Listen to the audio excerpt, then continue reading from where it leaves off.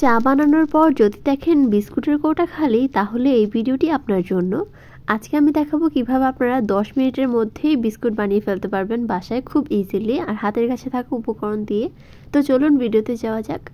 ফার্স্টে আমি একটা বাটির মধ্যে নিয়ে নিচ্ছি 1 কাপ পরিমাণে নারকেল দিলে বিস্কুটের টেস্টটা অনেক বেশি ভালো আসে। আপনাদের হাতের কাছে যদি না থাকে তাহলে কিন্তু আপনারা এটা স্কিপ করতে পারেন। আর তারপর এখানের উপর দিয়ে আমি দিয়ে দিচ্ছি ডিম। একটা ডিম দিয়ে দিব এখানের মধ্যে। আর তারপর এখানের মধ্যে হাফ চা চামচের মতো দিয়ে দিচ্ছি এলাচের গুঁড়া। এতে করে ফ্লেভারটা অনেক বেশি ভালো আসবে।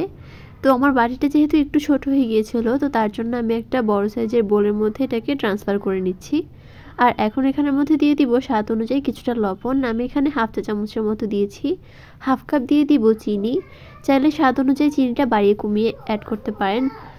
এখন ডিমের সাথে এই সব কিছুকে খুব ভালো মতো মিশিয়ে নিতে হবে। এটাকে ভালো মতো মিশিয়ে নেওয়ার পর আমি এখানে 1 কাপ পরিমাণে সুজি অ্যাড করছি। সুজিও কিন্তু আমাদের বাসায় অ্যাভেলেবেল থাকে। তো এখন সুজির সাথে ভালো মতো সব কিছুকে মিশিয়ে নেওয়ার পর এখানের মধ্যে আমি এখন গুঁড়া দুধ অ্যাড করব।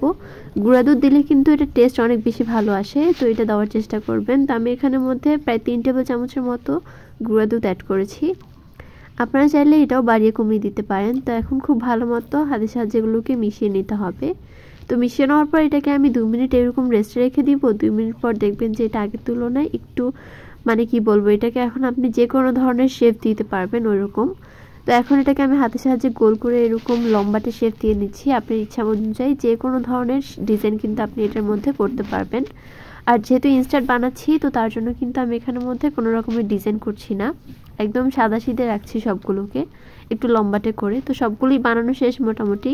তো এখন আমি এগুলোকে ভেজে নিব। ভাজার জন্য চুলা একটা প্যান বসিয়ে হালকা তেল দিয়ে দিচ্ছি। তো তেলটা গরম হয়ে গেলে একটা একটা করে বিস্কিট দিয়ে দিব। চাইলে ডুবো তেলও ভাজা যেতে পারে।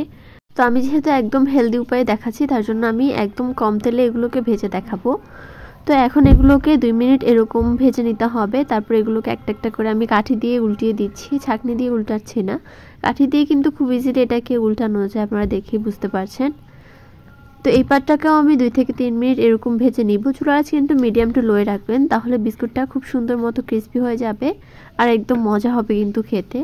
তো এরকম যখন লাল লাল হয়ে আসবে, আমি চুলা থেকে এগুলোকে তেলটা ভালো মতো ছেঁকে নামিয়ে নিচ্ছি।